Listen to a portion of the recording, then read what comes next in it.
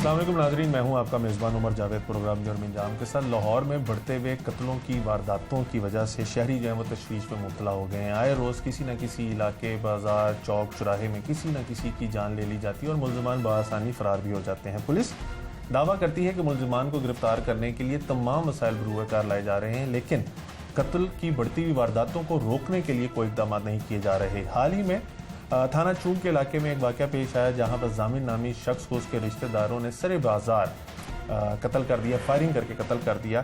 ना तो किसी शहरी ने उस मकतूल की मदद के लिए आगे बढ़कर रोकने की उनको कोशिश की और ना ही वहां पे पुलिस मौजूद थी। मुल्ज़िमान फायरिंग करके जिस अपने टारगेट के लिए आए थे, जामिन को कत्ल करने के लिए कत्ल किया और उसके बाद फ़रार भी हो गए हैं। अब थाना चौक में मुकदमा दर्ज कर लिया गया है, लेकिन मुल्ज़िमान गिरफ्तार हुए या नहीं हुए, उनकी गिरफ्तारी के लिए क्या कोशिशें की जा रही हैं, इन लोगों को, क्योंकि ये मियाँ चन्नू के रहने वाले हैं, इनको यहाँ पर आके कितने मसाइल का सामना करना पड़ा है, ये तमाम तफसीलात जानने के लिए जामिन जो मकतूल है उसके बहन और दीगर रिश्तेदार जो हमारे साथ मौजूद हैं, इनसे पहले जानते हैं कि वक़ूआ क्या हुआ, उसके बाद तफ्तीश कहाँ तक पहुँची, ये भी जानने की कोशिश करेंगे। आपका नाम? सर मेरा नाम शरफ रियाज। शरफ, जो कत्ल हुआ है उसके आप क्या लगते हैं? सर मेरा वो कज़न है। अच्छा, तो आप लोग कहाँ के रहने वाले हैं? सर मैं 514 मियाँ चन्नू के रहने वाला हूँ। और जामिन भी वहाँ का रहने वाला था? जामिन भी सर वहीं के रहने वाला था। तो वो लाहौर में क्या करता था? लाहौर में सर ये मुशक्क़त के लिए आया था, मेहनत मजदूरी करता था। कितना अर्सा पहले? तकरीबन 4 माह पहले। अच्छा, फिर उसके बाद ये क्या हुआ, किन लोगों ने उसको कत्ल कर दिया? सर ये असल उदिया ना तो ये थी कि उसने ये लव मैरिज किया था, कोर्ट मैरिज किया था। इसकी वजह से उसके रिश्तेदार जो हैं, उसकी बेगम के भाई, उसका अब्बू, वो उनको ये यानी कि तकलीफ थी कि उन्होंने हमारे बगैर पूछे ये क्यों शादी की। ये रंजिश थी, रंजिश की बिना दिल में रखते हुए जो उसका भाई था ना, वो निकाह करवाने में भी शामिल था। उसके घर वालों ने उसके वर्गलाया या कोई तकलीफें भी दी जिसकी बिना पर वो जामिन से राब्ते में रहा। यानी आप कह रहे हैं कि जो जामिन ने जिस लड़की के साथ लव मैरिज की, जी जी, वो उसके रिश्तेदार हैं? जी, भाई है उसका। अच्छा। भाई वो भी निकाह में शामिल है, उसी ने निकाह करवाया। ठीक है, तो वो जामिन से राब्ते में रहा। उसी ने ही जामिन को बुलाया है फ़ोन करके कि आओ मैं आपके पास आ रहा हूँ तो मिलने के लिए। तो मैं फ़लाँ जगह पे उतर के हूँ, मेरे पास पैसे भी हैं, मोबाइल भी है, तो ये कीमती चीज़ें हैं, मुझसे कुछ छीन लेगा और आपके घर का मुझे मालूम नहीं है कहाँ है, तो आप आगे से मुझे रिसीव कर लें। तो जामिन ने उस वक़्त फ़ोन उसका ऑन था, खाना खा रहा था। खाने के टाइम पे फ़ोन है तो उसने मोबाइल ओपन किया था। वो आवाज़ जो उसकी एक बहन थी, उसका एक भाई था, बहनोई था, वो भी वहाँ बैठे हुए थे। उन्होंने उसको मना भी किया कि यार तू ना जा, आपके दुश्मन है, वो जितना भी वो अच्छा है वो आपका दुश्मन है। नहीं, दुश्मन क्यों? आप तो कह रहे हैं कि उन्होंने खुद शादी करवाई थी। सर नहीं शादी की, उसने लव मैरिज किया, कोर्ट मैरिज की, लेकिन आप कह रहे हैं कि उसका भाई उस शादी में मौजूद था सर। बाद में वो दुश्मन बना। वो तो पहले भी आ जा रहा था ना उसके शादी 4 माह पहले। शादी कितना अर्सा पहले? शादी सर 2 साल पहले। शादी 2 साल पहले हुई और वो 4 माह पहले लाहौर में आया। 4 माह पहले लाहौर। तो लड़की उसके साथ ही रहती? लड़की साथ ही रहती। अच्छा, तो जिस दिन वक़ूआ वो लड़की साथ थी? साथ थी। अच्छा, ठीक। उस लड़की ने भी मना किया, अभी तुम ना लेने जाओ भाई को, मैं रिसीव करती हूँ, मैं लेने जाती हूँ। उसने कहा नहीं, ये रात का टाइम है, आपने नहीं जाना, मैं जा रहा हूँ। कितने बजे का टाइम था? तकरीबन 10 साढ़े 10 का टाइम था। परमानेंटली तो याद नहीं है, मगर टाइम यही था, 10:30 का राउंड। वो लेने के लिए चला? वो लेने के लिए निकल गया। जब वो लेने के निकले तो बाद कुछ जो हमशीरा थी ना, वो तड़पी, उसने कहा कि वो दुश्मन है, आप क्यों जा रहे हैं, मैं भी साथ चलती हूँ, मैं भी। उसने मना किया, वो रुक गई। रुकने के बाद फिर भी ना रुकी, फिर चल पड़े। उसका जो भाई था साजिद हुसैन और कनीज़ बीबी, ये भी साथ निकल पे गए। तो सामने वो दोनों भाई सामने नहीं खड़े थे। थोड़ी देर में जब जामन करीब पहुँचा तो सामने से निकल आए। एक और आदमी भी उनके साथ था जो साइड पे खड़ा हुआ था। उसने जामन को पकड़ा, गाली गलूच हुई, झगड़ा हुआ।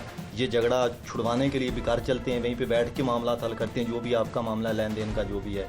तो ये सारा कुछ सुनते ही वो जो मज़हर अब्बास है ना, वो कनीज़ा ने बताया कि मज़हर अब्बास ने पिस्टल निकाला नेफे से और दूसरे उसके भाई मुकद्दर अब्बास ने भी निकाल लिया। उन्होंने फायरिंग शुरू की। जब उन्होंने पहला ही भाई मेरे पे फायर किया तो मैं भाग निकली। वहीं से हम सभी भाग गए। जब हम भाग गए तो बाद में हमने बहुत वहीं पे शोर वावेला कि हमने, हमारी किसी ने नहीं सुनी। पुलिस के लिए भी हम भागे, हमारे पास मोबाइल नहीं था। तो फिर जब पुलिस आई है रात के टाइम 10 बजे 12 बजे, तो 12 बजे के बाद पुलिस आई, 1 बजे आई है, 2 बजे भी आई। हमें होश भी नहीं था कि हमने क्या करना है। वहीं पर हमारी सुनने वाला भी कोई नहीं था, तो हम वहीं पे पीटते रहे, हमारी किसी ने नहीं सुनी। तो जामन की जब पुलिस आई है ना, तो उन्होंने जामन की जेब से पर्स निकाला है। पर्स में एक कागज़ निकला है, जो उसका एक भट्टे का मालिक था, उसके साथ वो काम करता था, ट्रैक्टर ड्राइवर था पहले, वो ईंटों का कोई लेन देन था उसकी वजह, उससे उसने फ़ोन किया उस भट्टे वाले को। भट्टे वाले ने वो हम जो रिश्तेदार थे सभी को बताया। वहाँ से हम आए तो फिर 7:15 बजे हमने FIR दर्ज करवाई। लेकिन आप कह रहे हैं कि जो बहन वगैरह थी वो तो मौके पे मौजूद? सर मौके किसी ने सुनी नहीं उसकी। नहीं तो फिर पुलिस वालों ने पीछे फोन क्यों किया, उनको क्यों नहीं बताया, बहन और जो भाई मौत? सर बताया है उनको, बताया तो पहले उन्होंने लाश के करीब नहीं ना जाने दिया, तलाशी ली है, तलाशी के दरमियान वहां से जेब से पर्स निकाला है, उससे वो पर्ची निकाली तो उसको फोन किया उसको। नाइट का टाइम था, जिसको फोन करते थे अजीज को कौन फोन उठाता रात, किसी ने फोन भी नहीं उठाया। वो बेचारों को, ये औरतें हैं, इनको नंबर किसके साथ, लेकिन अगर लोग हैं। लेकिन उन्होंने जब शादी करा दी थी मुकद्दर अब्बास वगैरह ने जामीन की और 2 साल गुजर चुके थे, तो फिर अब उन्होंने 2 साल बाद क्यों मारा? सर रंजश वो पहले प्रोग्राम बना लेते कि हम ऐसे करेंगे। पहले सर वो पहले भी रंजश दिल में रखी हुई थी, जामिन फरार था ना, उन्हें पता नहीं था जामिन कहाँ मौजूद है, पहले भी मारने के लिए तैयार थे। फिर उसके बाद क्या हुआ? मुकदमे में किसको नामजद किया, कौन? सर जो मारने वाले दीदा दनीस का गवाह है, आंखों से देखा हुआ है, फलाफला आदमी ने मारा, मुकद्दर अब्बास, तनीस बीबी, साजिद उसका भाई और गुलाम मोहम्मद, इनने आंखों से देखा है, वो गाली गलूच हुए हैं, झगड़ा किया है उनसे। आप कह रहे हैं मौके पे मौजूद? आपका नाम क्या? फोन। अच्छा साजिद, आप एनी शाहिद भी हैं? जी। क्या देखा आपने उस रात जब आप बैठे हुए थे, सारे खाना खा रहे थे, क्या हुआ? सर हम सब खाना खा रहे थे और मुकद्दर अब्बास का फ़ोन आया हमारे भाई को, तो वो कहने लगा कि हम गंदे नाले के पुल पर आ गए हैं, वहाँ से हमको आकर ले जाओ। ओपन आवाज़ दी मोबाइल की, हमने सुने, हमने रोका भी है अभी तुम ना जाओ लेने के लिए। उसने कहा नहीं, पहले भी हमारे पास आता जाता है, कोई मसला नहीं है, हमारा ही आदमी समझो। तो वह जब लेने के लिए गया, हमने कहा तुम्हारा दुश्मन है, उसने कुछ नहीं होता। पहले यकीन था ना सर। अच्छा जब लेने के लिए गया, हम भी पीछे चल पड़े, मैं और मेरी बहन और बनवैया, हम भी तकरीबन थोड़ा सा पीछे थे। जब हम वहाँ पहुँचे हैं, जो गए हैं, तो बस ऊँची ऊँची हमने आवाज़ सुनी है, गाली गलौज एक दूसरे को कर रहे थे। हमने पहुँचे, उनको कहा कि भाई छोड़ दो, हमारी रिश्तेदारी का अपना मसला है, हम घर बैठ के निपट लेंगे, सारा कुछ कर लेंगे, मिन्नत तरह जो ही करना है हम करेंगे। तो इतनी देर में एक नामालूम जो आदमी है वो निकला है पीछे से, उसने जामुन को पकड़ा और जो मज़हर अब्बास है, मुकद्दर अब्बास, उन्होंने नेफे से पिस्टल निकाल ली है। पिस्टल निकाल के जब शूटिंग की है ने, पहला फायर निकाला है, उस वक्त हम पीछे हटे हैं। उनको पता था कि आप भी वहाँ पे मौके पे खड़े हैं? जी। मज़हर अब्बास और मुकद्दर अब्बास को पता था कि आप लोग मौके पे खड़े हैं? नहीं सर, उन्होंने आप लोगों को नहीं देखा? जब हम पीछे से पहुंचे हैं ना, उस वक्त उनको पता चला, उन्होंने फायरिंग की है। पहले तो यही समझ लेता अकेला ही आ रहा है, इसको और पता नहीं क्या क्या उन्होंने करना था या जो करना था। जब हमको देखा, उन्होंने शूटिंग फायर किया है। क्यों कत्ल किया? यही रंजिश थी पहले से, सिर्फ के पसंद की शादी की उनकी बहन के साथ, ये रंजिश थी या इसके अलावा भी कोई और था? नहीं सर, यही रंजिश थी। तो जो जामिन था ये गाँव वगैरह जाता था? हाँ जी, पहले वहाँ गाँव रहता था। जब इसको कोई शक शुबा पड़ा है, उसके बाद ये इधर 4 माह से इधर आया। यानी पहले सारा कुछ ठीक था, ये 4 माह हाँ पहले जी। उसको शक हुआ कि ये लोग उस पर नुकसान पहुंचा सकते हैं? हाँ जी। तो सुलह सफाई कराने की आप लोगों ने कोई कोशिश वगैरह नहीं की? हमने साहब बड़ी कोशिश की, नहीं माने वो। मुकदमा जब आपकी बहन ने दर्ज कराया, ये भी मौके पे मौजूद? हाँ जी। बाजी ਤੁਸੀਂ ਦੱਸਣਾ ਕਿ ਜਦੋਂ ਤੁਹਾਨੂੰ ਪਤਾ ਸੀ ਕਿ ਤੁਹਾਡੇ ਭਰਾ ਨੂੰ ਕਤਲ ਕਰ ਸਕਦੇ ਨੇ, ਤੁਸੀਂ ਭਰਾ ਨੂੰ ਦੱਸਿਆ ਸੀ? ਹਾਂਜੀ ਪਰ ਦੱਸਿਆ ਸੀ ਬੜਾ ਉਸਨੂੰ, ਮੈਂ ਕੁਰਾਨ ਮੇਲੇ ਨੂੰ ਕੀਤੇ ਸੀ ਵੀ ਇਦਾਂ ਦਾ ਸੁਣਦੀ ਪਈਆਂ ਵੀ ਜਾਮਨ ਨੂੰ ਅਸੀਂ ਮਾਰਨਾ ਹੈ, ਮੱਝਾਂ ਵੇਚ ਲਈਆਂ ਨੇ ਤੇ ਅਸਾਂ ਕਤਲ ਕਰਨਾ ਨਹੀਂ ਛੱਡਣਾ ਸੀ। ਮੇਰੇ ਕੋਲ ਖੁਦ ਦੱਸਦੀ ਸੀ ਮੇਰੀ ਆਣ ਕੇ, ਤੇ ਮੈਂ ਉਹ ਤਾਂ ਆਈ ਸੀ ਵੀ ਤੈਨੂੰ ਮੈਂ ਕੁਰਾਨ ਮੇਲਾ ਕਰਦੀ ਹਾਂ, ਤੂੰ ਨਿਕਲ ਜਾ ਇੱਥੋਂ, ਤੈਨੂੰ ਨਵਾਂ ਮਾਰ ਛੱਡਣਾ, ਕਤਲ ਤੇਰਾ ਕਰੂ ਇਹਨਾਂ ਨੇ, ਇਦਾਂ ਨੇ ਨਾ ਬਈ ਬਣਾ ਲਿਆ ਵਾ ਸਾਰਾ ਕੁਝ ਬਈ, ਤੇ ਹੁਣ ਤੈਨੂੰ ਮਾਰੂ ਦੇਣ, ਤਿੰਨਾਂ ਚਾਹੁੰਦੇ ਤੇ ਵਿੱਚ ਇਹਨਾਂ ਨੂੰ ਮਾਰਨਾ, ਤੇ ਉਹੀ ਗੱਲ ਬਣੀ, ਤਿੰਨਾਂ ਚਾਹੁੰਦੇ ਦੀ ਵੇਖ। ਤੇ ਜਦੋਂ ਤੁਹਾਨੂੰ ਸਾਰਿਆਂ ਨੂੰ ਇਹ ਪਤਾ ਚੱਲ ਗਿਆ ਸੀ ਕਿ ਇਹ ਮਾਰ ਸਕਦੇ ਨੇ, ਤੁਸੀਂ ਆਪਣੇ ਉੱਥੇ ਪੁਲਿਸ ਨੂੰ ਰਾਬਤਾ ਕੀਤਾ ਕਿ ਇਹ ਸਾਡੇ ਭਰਾ ਨੂੰ ਇਹਨਾਂ ਕੋਲੋਂ ਖਤਰਾ ਹੈਗਾ? ਕੋਈ ਪੁਲਿਸ ਨਾਲ ਰਾਬਤਾ ਵਗੈਰਾ ਕੀਤਾ? ਨਹੀਂ ਕੀਤਾ ਨਾ, ਵੀ ਸਾਡੇ ਆਇਆ ਵੀ ਮੰਦਾ ਨਹੀਂ ਸਕਣਾ ਵੀ ਨਹੀਂ, ਮੈਨੂੰ ਕੁਝ ਵੀ ਨਹੀਂ ਹੁੰਦਾ ਬਈ। ਜਿਹੜੀ ਤੁਹਾਡੀ ਭਾਬੀ ਸੀ, ਹਾਂ, ਉਹਨੂੰ ਪਤਾ ਸੀ ਕਿ ਉਹਦੇ ਭਰਾ ਵਗੈਰਾ ਉਹਦੇ ਸ਼ੌਹਰ ਨੂੰ ਮਾਰਨਾ ਚਾਹੁੰਦੇ ਨੇ? ਨਹੀਂ ਕੋਈ ਨਹੀਂ ਪਤਾ ਉਹਨੂੰ। ਤੁਸੀਂ ਜਦੋਂ ਆ ਕੇ ਦੱਸਿਆ ਫਿਰ ਉਹਦਾ ਕੀ ਉਹਨੇ ਅੱਗੋਂ ਕੀ ਕਿਹਾ? ਉਹਨੇ ਆਖਿਆ ਵੀ ਇਹ ਮੇਰੇ ਭਰਾ ਨਹੀਂ ਮਾਰਨਾ, ਮਾਰਦਾ ਵੀ ਸਾਡਾ ਦੁਸ਼ਮਣ ਬਾਈ, ਤੇ ਇਹਨੇ ਮਾਰਿਆ। ਨਹੀਂ ਬਾਜੀ, ਜਦੋਂ ਤੁਸੀਂ ਖਾਣਾ ਖਾ ਰਹੇ ਸੋ ਉਹਨਾਂ ਨੂੰ ਦੱਸਣ ਆਏ ਜਾਮਨ? ਨਹੀਂ, ਉਹਨੇ ਆਖਿਆ ਵੀ ਤੂੰ ਨਾ ਜਾ, ਉਹਨੇ ਬੜਾ ਛਿੱਕਿਆ, ਦੋਇਆ ਚੋਲ ਜੱਗ ਫਟਿਆ ਵੀ ਤੂੰ ਨਾ ਜਾ, ਤੇ ਮੈਂ ਜਾਨੀ, ਉਹਨੇ ਘਰ ਨਹੀਂ ਆਖਿਆ ਵੀ ਮੈਂ ਜਾਣਾ, ਤੇ ਮੇਰਾ ਯਕੀਨ ਹੈ ਮੈਨੂੰ ਕੁਝ ਵੀ ਨਹੀਂ ਆਖਦਾ। ਹੁਣ ਕੋਈ ਫੜੇ ਗਏ ਨੇ ਮੁਲਜ਼ਮ? ਹਾਂ 2 ਫੜੇ। ਕੋਈ ਨਹੀਂ ਸੁਣਦੇ, ਫਿਰ ਗਰੀਬ ਯਤੀਮ ਬਚਰ ਸ਼ਦਾ ਹੈ, कोई होता नहीं सुनता, न लेनी न देनी। आप लोगों ने पर्चे में कितने लोगों को नामजद? सर 2 आदमी जो दीदा ने देखे हुए हैं उनको नामजद किया है, एक मशरे वाला और एक नामालूम है। जिनको पहचानते हैं वो नामजद किए हुए हैं, तो एक आदमी जो जिसको पहचाना नहीं है वो नामालूम है, तो एक आदमी मशवरे में रखा हुआ है जो पीछे से उनको गाइड करता रहेगा। तो क्या कार्रवाई की? पुलिस ने सर कोई कार्रवाई नहीं करती, हमारी कोई दादर से नहीं पुलिस कर रही, हम पीट कर ला रहे हैं, हमारी पुलिस कोई बात नहीं सुन रही, ना पुलिस हमारे कहने पे रेड कर रही है। एक हमने रेड करवाया है ज़बरदस्ती जामने की तरफैन के बाद, वो भी हमने मना किया है कि मुतलका पुलिस उनकी है, वो हमसे बड़े हैं, तकड़े हैं, हमारी बात नहीं मानते, पुलिस हमारी वहीं की सुनवाई नहीं करेगी। उनको हमने मना किया कि वहाँ की पुलिस साथ ले जाएंगे तो वो पुलिस नहीं पकड़ेगी। हमने सर रैकी की है, 3 आदमी उनके घर पे सोए हुए थे। वो हमारी पुलिस जो ये थाना चूंग की थी वो वहाँ की मुतलका पुलिस साथ ले गई है। जब घर के करीब गाड़ियाँ पहुँची हैं तो हमने मना किया कि अपने हूटर और लाइटें बंद कर देनी है, मुलजिम यहाँ पड़े हुए हैं, हम उसको आसानी से गिरफ्तार करें। तो जो मुतलका गाड़ी थी ना हमारे थाने की, थाना शाहकोट की, उन्होंने सर हूटर भी चला लिया, लाइटें भी चला ली और हायरन भी बजा दिया। जो हमारे गाँव के इन्हीं शाहिदीन ने सुना, 3 आदमी ऐसे हैं जो वहाँ पे खड़े हुए, उन्होंने सुना है वे इन्होंने हूटर वाला हमारे मना करने पे बोला। और हमारे पुलिस वाले ने भी यहाँ पे आके बताया है कि वहाँ की पुलिस उनके साथ रली हुई है। पुलिस ने हमारे साथ मुलजिम भगा दिया, नहीं तो आसानी से हम पकड़वा सकते थे। आपको कैसे पता चला कि मुलजिम भागे? सर हम भागे नहीं है सर, भागे ऐसे हैं कि उनकी 4 पहियां भी पड़ी थी, जूते भी उनके पड़े हुए थे। हमारा आदमी उनकी रैकी कर रहा था, ख्याल कर रहा था कि इसको हम पुलिस से पकड़वाएंगे, पुलिस अब पहुंचने वाली। सर जब पुलिस ने लाइटें जगाई और वो हूटर वगैरह बाले हुए, वो जो उसकी बत्तियां होती हैं, हमें तो हम उनके नाम नहीं आते, वो बत्तियां जलाई तो उनको पता चल गया अभी पुलिस आ गई, तो वहीं से उन्होंने छलांगे लगा दी, फलांग की दीवारें, भाग गए। उसके बाद पुलिस हमारी सर कोई दाद रसी नहीं करी, कोई सुनवाई नहीं कर रही। हम बार बार कह रहे हैं कि हमारी दाद रसी करो, हमारे कातल दो, हमें कोई हमारी सुनाई नहीं सुन रहा। हम वज़ीर आज़म से भी अपील करते हैं, DPO से भी अपील करते हैं, SP से, DSP से कि हम गरीब आदमी हमारी दाद रसी की जाए और हमारे जल्द अज जल्द कातल जो है ना वो गिरफ्तार किए जाए। तो ये जो मुलजमान हैं ये बहुत बासर हैं कि आप सर वो बासर इतने हैं, हमसे बड़े हैं, हम गरीब आदमी, हमारे पास ना ज़मीन है, ना घर है, ना जायदाद है, हम मजदूरी करके खाने वाले आदमी हैं। उनके पास ट्रैक्टर भी हैं, गाड़ियाँ भी हैं, उनके अजीज पहले भी कत्लो का जाना जानते हैं। पहले उनके वहाँ तो कोई मुकदमे वगैरह दर्ज हैं क्या? सर उनके जो अजीज हैं वो इसी तरह के आदमी हैं, वो हमसे बड़े हैं, हर वक्त बदमाशी में रहते हैं, हम उनका क्या कर सकते हैं? कुछ भी नहीं कर सकते। तो आप लोगों का मुकदमा यहाँ पे दर्ज हुआ, लेकिन आप लोग रहने वाले मियाँ चुनू के? सर हमें बहुत मुश्किलात हैं, हमें टाइम पे गाड़ी नहीं मिलती, हम बसों में आते हैं, जलील हो जाते हैं, गाड़ियाँ टाइम पे हमें उठाती नहीं हैं, गाड़ी जब लेट आ जाता है हमें परेशानी, यहाँ पे आके उतरते हैं, आगे हमारे रस्तों का जाए लोग हैं, इधर आके हमें धक्के खाना पड़ते हैं, हमारी कोई हेल्प नहीं इधर कर रहा, हम इधर मुसीबत में फंसे हुए हैं। तो फिर आप कैसे समझते हैं कैसे आपका मुकदमा हल होगा? क्योंकि आप लोग तो यहाँ से मियाँ चुनू चले जाते हैं। सर इसीलिए हमने आपकी हेल्प चाहिए कि हम आप हमारी मदद करें इस काम में, कि हमारा जो भी कत्ल हुआ है मुझे हमारे कातल चाहिए। कोई आला अफसरान वगैरह से मिले? नहीं सर, हम हमारी ये नहीं सुन रहे आला अफसरान का, तो हमें इल्म ही नहीं क्या वो कहेंगे। हमने सब के आगे जाके पीटे हैं कि हमारी बात सुनो, हमारी कोई भी सुनवाई नहीं कर। बच्चे वगैरह हैं? सर दामन का एक बेटा है, वो पहले वाली बेगम से है, उसने ये दूसरी शादी की है, वो पहले वाली जो बेगम है ना वो बीमार हो गई थी, उसने कहा था भाई आपने शादी करनी है तो कर लो। सही, बहुत शुक्रिया। आप मकतूल के अहले खाना की गुफ्तगू सुन रहे थे कि पुलिस किस तरह से इन लोगों को एक्सप्लॉइट कर रही है। इनका कहना है कि मियाँ चन्नू से यहाँ पर आना और शहर में आकर इनको रास्तों वगैरह का भी नहीं पता, जिसकी वजह से ना सिर्फ इनको बहुत मुश्किलात का सामना करना पड़ता है, बल्कि वहाँ की पुलिस यानी इनके इलाका की जो पुलिस है शाहकोट की, वो भी मुलजमान के साथ मिली हुई है, जिसकी वजह से मुलजमान को पकड़ने में लेतो लाल से काम किया जा रहा है। जबकि जो मकतूल की अहलिया है वो इस हालत में नहीं है कि वो भी इतनी पैरवी कर सके, और बहन जो है वो भी आपने देखा कि उनको इतना शहर का नहीं पता, जिसकी वजह से मुलजमान को इस चीज़ का फ़ायदा हो रहा है। और पुलिस जो है ना तो चूंग पुलिस इनके साथ रब्ता कर इनकी मदद कर रही है, ना ही जो इनके शाहकोट की पुलिस है वो कर रही है। इनका मुतालबा यही है कि आला अफसरान जो इस केस को प्रायोरिटी पे हल करें, ताकि इनकी जो भाई के कातिल हैं वो जल्द से जल्द पकड़े जा सकें और इनको ये जो लाहौर और मियाँ चन्नू के चक्कर लगाने पड़े हैं उनसे इनकी निजात हो सके।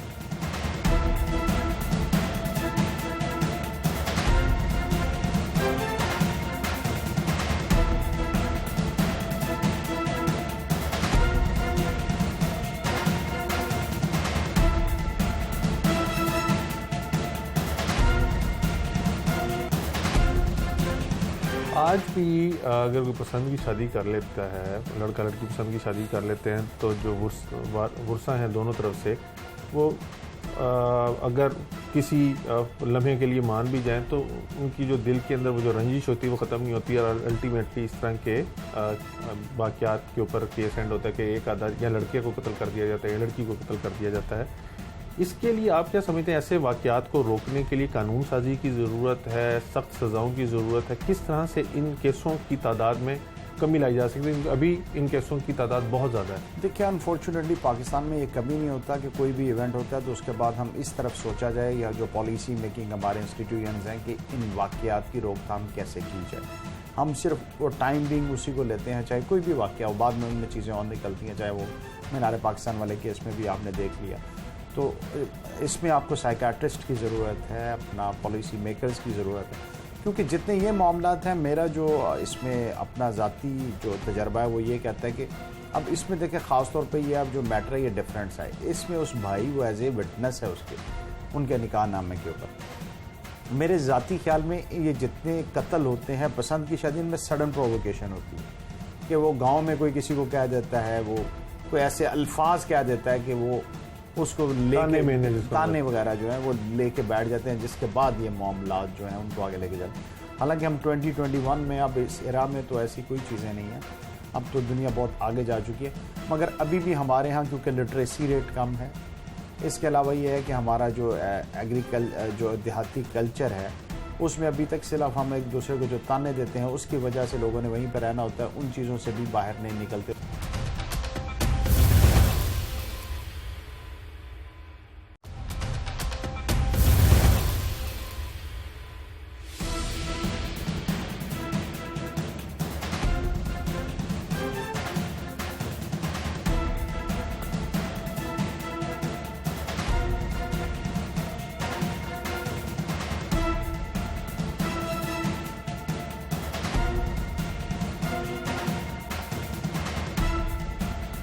माहिर कानून राना इंतज़ार साहब हमारे साथ मौजूद हैं, उनसे जानने की कोशिश करेंगे कि जिस तरह आपने मुद्दइयों की गुफ्तगू सुनी, उनका कहना है कि एक पुलिस उनके साथ बिल्कुल ताउन नहीं कर रही और मुलजिमान को गिरफ्तार करने के लिए जो कोशिशें करने की ज़रूरत है वो नहीं की जा रही। दूसरा, वहाँ की पुलिस यानी शाहकोट की पुलिस जो है वो मुलजिमान के साथ मिली हुई है और जब भी रेड करने का कोई प्लान बनता है तो वो मुलजिमान को भगा देते हैं। तीसरा जो सबसे अहम है कि मुकदमा लाहौर में दर्ज हुआ लेकिन वो रहने वाले मियाँ चन्नू के हैं, जिसकी वजह से उनको बहुत तवील फासला जो है वो तय करना पड़ता है। इन तमाम चीज़ों के ऊपर राना साहब से जानते हैं। राना साहब, वक्त के लिए बहुत शुक्रिया। राना साहब, अगर एक पार्टी विक्टिम पार्टी जो है वो रहने वाली हो किसी और शहर की, जैसे इसके अंदर ये लोग मियाँ चन्नू के रहने वाले हैं लेकिन कत्ल लाहौर में हो जाए, मुकदमा भी लाहौर में हो जाए, तो मुद्दइयों के लिए मियाँ चन्नू से यहाँ आना, केस को यानी उसको केस की पैरवी करना बहुत मुश्किल काम होता है। कानून इसमें क्या कहता है? कोई प्रोविज़न है कि केस वहाँ फॉरवर्ड कर दिया जाए, ट्रांसफ़र कर दिया जाए? देखिए, जहाँ नॉर्मली ये है कि जहाँ इंसिडेंट होता है जिस थाने की हदूद में हर शहरी को पता है तो वहीं पर ये सारी इन्वेस्टिगेशन होती है, वहीं पे FIR दर्ज होती है, उसकी जो जुरिस्डिक्शनल कोर्ट है वहाँ पर ट्रायल चलाया जाता है। दूसरा जो आप कह रहे हैं, अगर उसको एक लम्हे के लिए मान भी लिया जाए, दैट्स नॉट फिजिबल। अब एक पार्टी कराची की है, IO कराची जाएगा, एक पार्टी आपकी इस्लामाबाद की है, तो वो जुरिस्डिक्शन जहाँ की होती है, जहाँ पर वक़ुआ होता है वहीं पर ही किया जाता है। कुछ केसेस में होता है कि जहाँ पर आपको कुछ सिक्योरिटी के इश्यूज़ हों या कुछ हो, तो उसका जब चालान सबमिट होता है, नॉट इन्वेस्टिगेशन, जब चालान सबमिट हो जाता है फिर आप अप्लाई कर सकते हैं, मगर नॉर्मली ये ऐसा नहीं है। सर, जिस तरह ग्रीव फैमिली है वो ये कहती है कि उनको, एक तो वो कहते हैं कि हम बिल्कुल पढ़े लिखे नहीं हैं, गांव से बिलोंग करते हैं, मियाँ चन्नू से लाहौर आना और यहाँ पे तफ्तीशी से मिलना और फिर छापा मारने के लिए टाइम करना, ये हमारे लिए एक बहुत हेक्टिक रूटीन है और हमारे लिए यानी फिजिबल भी नहीं है किसी तरह भी। इसके ऊपर कानून क्या कहता है? यानी ये भी तो आपने देखना कि केस की अगर वो लोग पैरवी नहीं करेंगे तो अदम पैरवी की वजह से पुलिस केस खारिज देखिए, वेरी अनफॉर्चुनेट है पाकिस्तान में कि प्रोसिक्यूशन के जो हमारे इदारे हैं, इसके अलावा जो इन्वेस्टिगेटिव एजेंसीज हैं, अब ये काम तो पुलिस का है। इवन के 154 के तहत SHO को कोई भी कॉग्निजेबल ऑफेंस की रिपोर्ट मिल जाती है, उसका मुद्दई कोई ग्रीव्ड पर्सन है या नहीं है, तो उसने उस पर एक्शन लेके उसकी प्रोसेस करना है। मगर यहाँ पर पुलिस क्योंकि रवायती तरीके से चलती है, कभी वो जब तक मुद्दई उनके पीछे नहीं आते, मुद्दई भी उसी तरह ही उस प्रोसेस से गुजरता है जिस तरह मुलजिम से गुजरता है। सिर्फ फ़र्क और ये होता है कि मुलजिम अंदर होता है, मुद्दई बाहर होता है। तो एक बड़ा अनएंडिंग सा ये प्रोसेस होता है जिसमें से उसे गुजरना पड़ता है। ख़ास तौर पर गरीब आदमी, अब उसने अपनी रोज़ी रोटी भी चलानी होती है, वो सारा काम छोड़ के उसको आके चले। फिर इनका जैसे इशू है कि मियाँ चन्नू से लाहौर आना, वो भी एक इनका लंबा इशू है। बहरहाल ये है कि उनको इस इन्वेस्टिगेशन को करने के लिए पुलिस को भी चाहिए, जो आइडियलिस्टिक है, कि पुलिस इसमें प्रॉपर्ली इन्वेस्टिगेट करे, उन मुद्दई आते हैं या नहीं आते, उनके बयानात कलम बंद करने के बाद उनको जो है फर्दर आगे प्रोसेस में लेके जाए। आज भी अगर कोई पसंद की शादी कर लेता है, लड़का लड़की पसंद की शादी कर लेते हैं, तो जो वर्सा हैं दोनों तरफ से, वो अगर किसी लम्हे के लिए मान भी जाएं तो उनकी जो दिल के अंदर वो जो रंजिश होती है वो ख़त्म नहीं होती और अल्टीमेटली इस तरह के वाक़यात के ऊपर केस एंड होता है कि एक आधा या लड़के को कत्ल कर दिया जाता है या लड़की को कत्ल कर दिया जाता है। इसके लिए आप क्या समझते हैं, ऐसे वाक़यात को रोकने के लिए कानून साजी की ज़रूरत है, सख्त सज़ाओं की ज़रूरत है? किस तरह से इन केसों की तादाद में कमी लाई जा सकती है? अभी इन केसों की तादाद बहुत ज़्यादा है। देखिए, अनफॉर्चुनेटली पाकिस्तान में ये कभी नहीं होता कि कोई भी इवेंट होता है तो उसके बाद हम इस तरफ सोचा जाए, या जो पॉलिसी मेकिंग हमारे इंस्टीट्यूशंस हैं कि इन वाक़यात की रोकथाम कैसे की जाए। हम सिर्फ वो टाइम बिंग उसी को लेते हैं, चाहे कोई भी वाक़या हो, बाद में उनमें चीज़ें और निकलती हैं, चाहे वो मीनार पाकिस्तान वाले केस में भी आपने देख लिया। तो इसमें आपको साइकाट्रिस्ट की ज़रूरत है, अपना पॉलिसी मेकर्स की ज़रूरत है, क्योंकि जितने ये मामलात हैं, मेरा जो इसमें अपना ज़ाती जो तजर्बा है वो ये कहता है कि अब इसमें देखें, ख़ास तौर पे ये अब जो मैटर है ये डिफरेंस है, इसमें उस भाई वो एज ए विटनेस है उसके, उनके निकाह नामे के ऊपर। मेरे ज़ाती ख्याल में ये जितने कत्ल होते हैं पसंद की शादी में सडन प्रोवोकेशन होती है कि वो गाँव में कोई किसी को कह देता है, वो कोई ऐसे अल्फाज कह देता है कि वो उसको ताने वगैरह जो है वो लेके बैठ जाते हैं, जिसके बाद ये मामला जो हैं उनको आगे लेके जाते हैं। हालांकि हम 2021 में, अब इस एरा में तो ऐसी कोई चीज़ें नहीं हैं, अब तो दुनिया बहुत आगे जा चुकी है, मगर अभी भी हमारे यहाँ क्योंकि लिटरेसी रेट कम है, इसके अलावा ये है कि हमारा जो जो देहाती कल्चर है उसमें अभी तक सिर्फ हम एक दूसरे को जो ताने देते हैं उसकी वजह से लोगों ने वहीं पर रहना होता है, उन चीज़ों से भी बाहर नहीं निकलते। वो चाहे मुफ्ती वाले केस में आप देख रहे हैं, जिन भी मामलात में इनमें ज़्यादा सडन प्रोवोकेशन होती है, मगर इसकी रोकथाम के लिए ज़रूरी है, चाहे वो कोई भी मामला हो। आज भी कत्ल जो है लाहौर में भी नहीं रुकते, या इवन कि आपके पूरे सेफ सिटी कैमरास के बावजूद।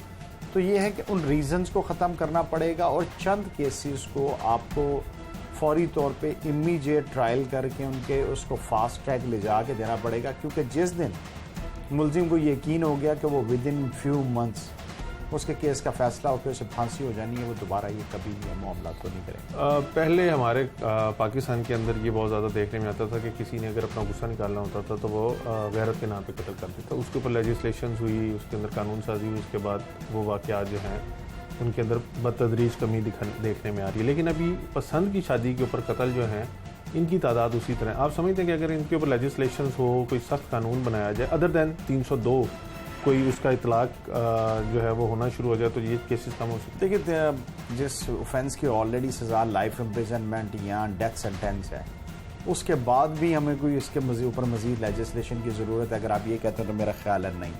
और दूसरा, मैं आपसे एक और चीज़ कहना चाहता हूँ कि लेजिस्लेशन उन चीज़ों पर ज़रूर होनी चाहिए, जिस तरह हमारे वो गुर्दों का इशू पीछे आ गया, जिन पर लेजिस्लेशन अवेलेबल नहीं है। इस मसले पर ऑलरेडी 302 अवेलेबल है। इसमें यह है कि आप सिंपल सी मैं आपको मिसाल दूँ, मोटरवे पे आप वायलेशन नहीं करते, आपको पता है कि उन्होंने छोड़ना नहीं। रीज़न ये है कि जिस दिन पुलिस के तरफ से लोगों को ये यकीन हो गया कि जिसने जो जुर्म किया है उसको उसकी सज़ा मिलेगी, और वो जो जिसने जुर्म किया उसको छोड़ा नहीं जाएगा, चाहे आप सज़ा इससे भी कम कर दें, कानून का खौफ आप डाल देंगे तो इस पर अमल दरामद शुरू हो जाएगा 100%। इसमें कोई शक नहीं है कि ये चीज़ें रुके। बहुत शुक्रिया राना इंतज़ार साहब की, आपने गुफ्तगू सुनी। उनका मानना यही है कि अगर मोटरवे के ऊपर हम कानून की पासदारी करते हैं तो शहर में क्यों नहीं करते। इसका मतलब है कि वहाँ पे डेटरेंस ज़्यादा है, वहाँ पे पुलिस ने अपना खौफ उठाया हुआ है। इसी तरह अगर इन वाक़यात के अंदर भी प्रेसिडेंट सेट कर दिया जाए और सज़ाएँ मिलनी शुरू हो जाएँ तो शायद ऐसे वाक़यात की में कमी लाई जा सकती है। माहिर नफ्सियात इस तरह के वाक़यात के ऊपर क्या कहते हैं, क्योंकि राना साहब ने भी कहा कि माहिर नफ्सियात को भी ऑन बोर्ड होना चाहिए ऐसे वाक़यात के सद्देबाब के लिए, क्या इक़दाम उठाने चाहिए उसके लिए। माहिर नफ्सियात के पास चलते हैं, उनसे जानने की कोशिश करते हैं कि वो इस हवाले से क्या राय रखते हैं।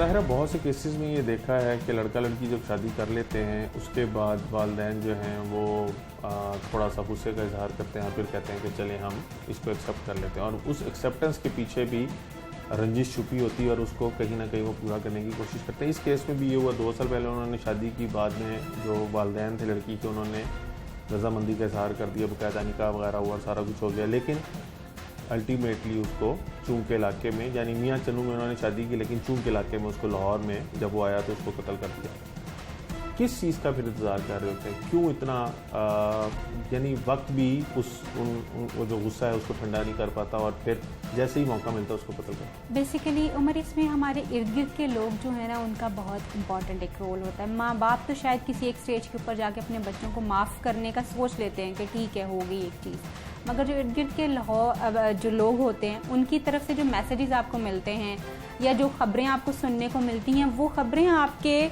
उस गुस्से को जो है बैठने नहीं देती। और समटाइम्स देखा ये गया है कि यूजुअली जो इज़्ज़त वगैरह के कत्ल होते हैं या इज़्ज़त के नाम पे लोगों को मार दिया जाता है, इस तरह के केसेस ज़्यादातर भाइयों की तरफ से वो ज़्यादा होते हैं। फादर क्योंकि एक ऐसा फिगर है जो कहीं ना कहीं शफ़क़त और रहम अपने बच्चों के लिए उसके दिल में कभी ख़त्म नहीं हो सकता, मगर उसकी वजह सिर्फ ये है कि एरिया के लोग जो हैं वो आपको कभी भी इस चीज़ को एक्सेप्ट करने ही नहीं देते। छोटी छोटी बातें, इवन औरतें इस तरह की बातें हमें करती हुई नज़र आती हैं कि जी आपकी बेटी ने तो ऐसे कर लिया, अपनी मर्ज़ी से चली गई, अपनी मर्ज़ी से। तो वो जो ताने और तशने उनको फेस करना पड़ते हैं, वो उनको मजबूर कर देते हैं। ये है तो एक बहुत ही गलत किस्म का और नेगेटिव रवैया है जिसकी वजह से इंसान किसी इंसान का कत्ल कर देता है।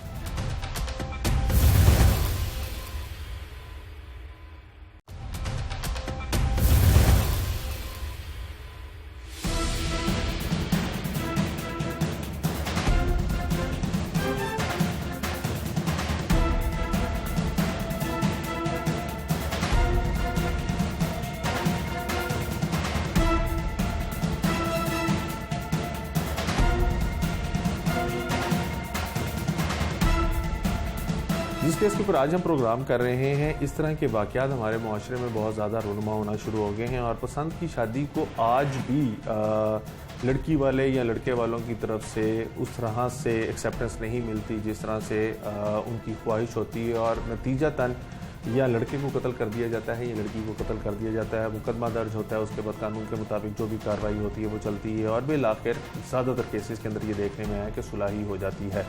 जामिन ने भी लड़की के साथ पसंद की शादी की, वालिदैन जो थे लड़की के वो इस चीज़ के ऊपर खुश ना थे और बिल आखिर इस शादी का अंजाम भी वही हुआ जो ज़्यादातर केसेस में होता है कि जामिन को लाहौर में उसके ब्रादर निस्बती की जानिब से फायरिंग करके कत्ल कर दिया।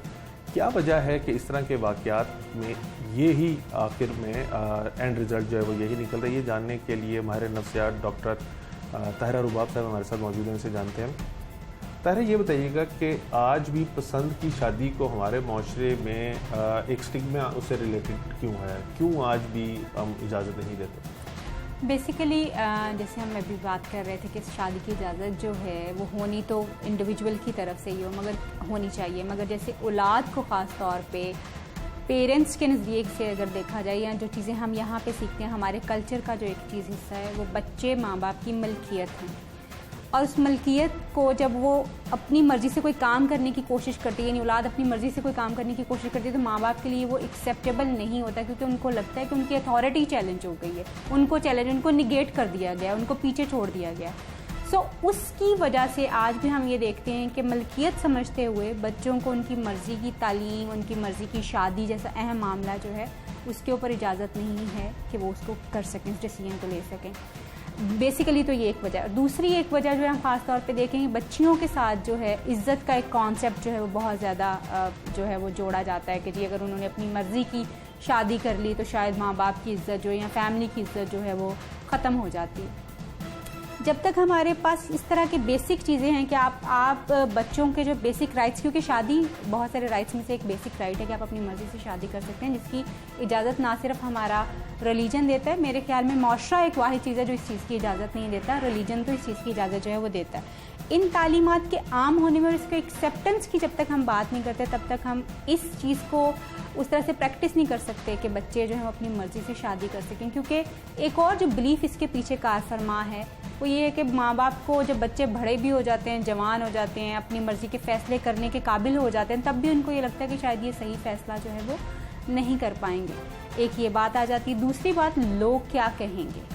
हम ये नहीं समझते कि हमारे बच्चे जो कि अगर हम उनको अपनी मर्ज़ी के साथ शादी करने की इजाज़त दे देंगे तो शायद एक बेहतर ज़िंदगी गुजार सकते हैं। अगर हम उनको फोर्सफुली कहीं और जो है शादी करने के लिए फोर्स करेंगे तो मे बी आने वाले कुछ दिनों में वो ताल्लुक भी बेहतर ना बने और तलाक जो है उसके नताइज हम देखते हैं कि बहुत सारे केसेस हमारे सामने आते हैं, या फोर्सफुल फिर मैरिजेस जो हैं वो होती रहती हैं और फिर वो उसके नतीजे एक तो ना तो पीसफुल रिलेशनशिप बन सकता है, ना ही बच्चों के ऊपर उसका कोई पॉजिटिव इफेक्ट आता है।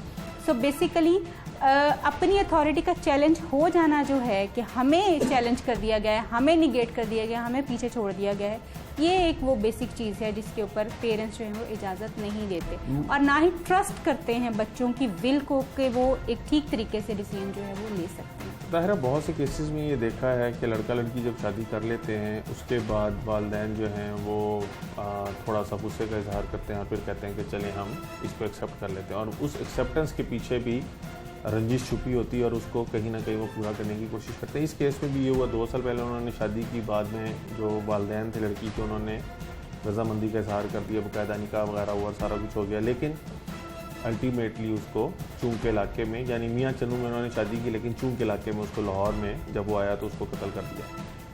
किस चीज़ का फिर इंतज़ार कर रहे होते हैं, क्यों इतना यानी वक्त भी वो जो गुस्सा है उसको ठंडा नहीं कर पाता और फिर जैसे ही मौका मिलता है उसको कत्ल करता। बेसिकली उमर इसमें हमारे इर्द गिर्द के लोग जो है ना उनका बहुत इंपॉर्टेंट एक रोल होता है। माँ बाप तो शायद किसी एक स्टेज के ऊपर जाके अपने बच्चों को माफ़ करने का सोच लेते हैं कि ठीक है हो गई एक चीज़, मगर जो इर्द गिर्द के जो लोग होते हैं उनकी तरफ से जो मैसेजेस आपको मिलते हैं या जो ख़बरें आपको सुनने को मिलती हैं वो ख़बरें आपके उस गुस्से को जो है बैठने नहीं देती। और समटाइम्स देखा ये गया है कि यूजुअली जो इज़्ज़त वगैरह के कत्ल होते हैं या इज़्ज़त के नाम पे लोगों को मार दिया जाता है, इस तरह के केसेस ज़्यादातर भाइयों की तरफ से जो है वो ज़्यादा होते हैं। फादर क्योंकि एक ऐसा फिगर है जो कहीं ना कहीं शफ़क़त और रहम अपने बच्चों के लिए उसके दिल में कभी ख़त्म नहीं हो सकता, मगर उसकी वजह सिर्फ ये है कि इर्द गिर्द के लोग जो हैं वो आपको कभी भी इस चीज़ को एक्सेप्ट करने ही नहीं देते। छोटी छोटी बातें, इवन औरतें इस तरह की बातें हमें करती हुई नज़र आती हैं कि जी आपकी बेटी ने तो ऐसे कर लिया, अपनी मर्ज़ी से चली गई, अपनी मर्ज़ी से। तो वो जो ताने और तशने उनको फेस करना पड़ता है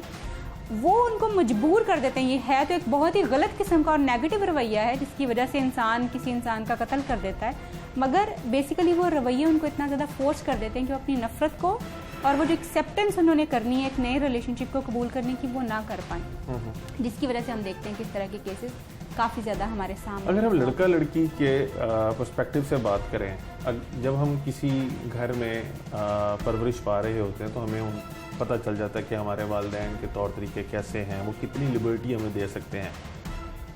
अगर हम इस पर्टिकुलर केस की बात करें तो देहात के रहने वाले हैं, उनको पता होगा कि उनके घर की क्या लिमिट्स हैं, क्या बाउंड्रीज उन्होंने डिफ़ाइन की हुई हैं।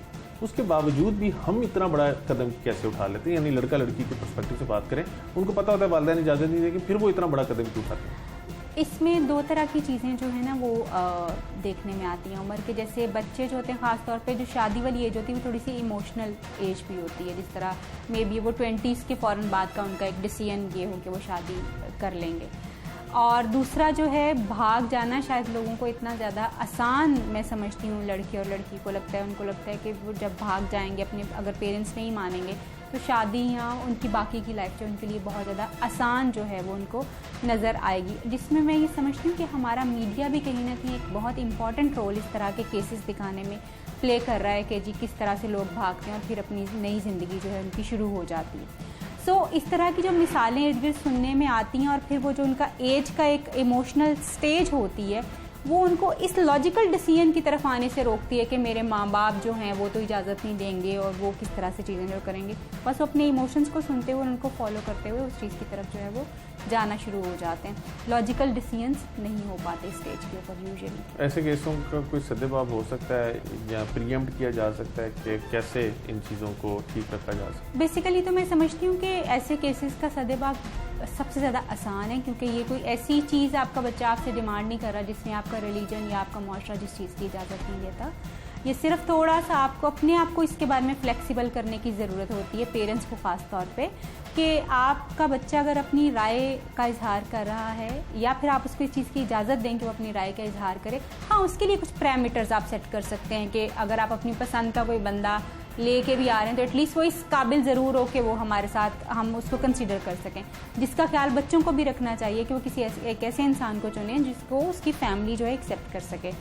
ये थोड़ा सा मैं समझती हूँ कि एक्सेप्टेंस दे के बच्चों को अगर चूज़ करने का राइट दे देंगे तो हम बहुत सारे मसाइल इस तरह के ये तो बहुत एक्सट्रीम एक चीज़ है कि कत्ल हमें नज़र आ रहा है। मैं समझती हूँ हम एक्स्ट्रा मैरिटल रिलेशनशिप जैसे जो प्रॉब्लम्स हैं उनसे भी बच सकते हैं। और बच्चियाँ जो हैं जिनका ख़ास तौर पे मेजर मसला जो मैं समझती हूँ ये है कि माँ बाप शादी के वक्त उनकी राय उनसे नहीं पूछते, सिर्फ एक रिश्ता तय कर दिया जाता है और उसके ऊपर उनकी शादी कर दी जाती है। अगर हम ये पूछ लें, उनकी राय उनसे ले लें और फिर उसको एक्सेप्ट कर लें, उसको उसका ये बेसिक राइट दे दें, तो हम बहुत सारे प्रॉब्लम्स और जो हमारी डाइवोर्स की रेशो बहुत ज़्यादा हो रही है, रेट इतना ज़्यादा बढ़ा, उसको भी हम कंट्रोल कर सकते हैं। बहुत शुक्रिया ताहिरा रुबाब साहिबा की आपने गुफ्तगू सुनी। मरने वाले के वर्सा का सिर्फ यही मुतालबा है कि क्योंकि वो दूसरे शहर से आते हैं उनको बहुत ज़्यादा खुआरी का सामना करना पड़ता है, तो पुलिस को चाहिए कि प्रायोरिटी पर इस कत्ल के मुल्ज़िमान को गिरफ़्तार किया जाए और जो कैफ़े किरदार तक पहुंचाने के लिए ज़रूरी इक़दाम हैं वो उठाए जाएँ। और जिस तरह से ताहिरा ने कहा कि अगर वालिदैन अपने बच्चों को चूज़ यानी अपना रिश्ता पसंद करने की इजाज़त दे दें तो इस तरह के वाक़यात जो हैं वो फ्यूचर में होने से रोके जा सकते हैं।